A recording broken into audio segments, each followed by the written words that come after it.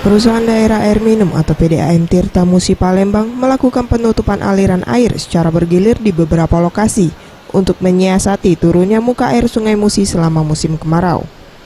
Menurut Andi Wijaya, Direktur Operasional dan Pemasaran PDAM Tirta Musi Palembang, dampak dari musim kemarau membuat PDAM Tirta Musi tidak dapat memproduksi air bersih secara maksimal, yang mana total produksi air bersih yaitu 3.800 liter air per detik.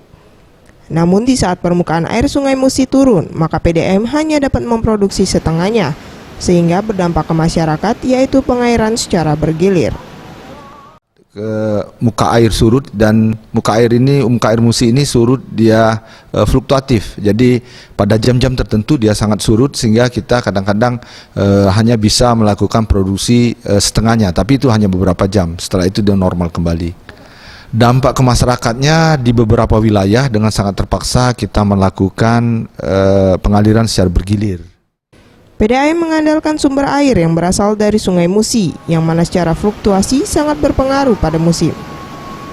Jika musim penghujan tiba, maka tingkat kekeruhan air meningkat, sedangkan pada musim kemarau terjadi penurunan permukaan air.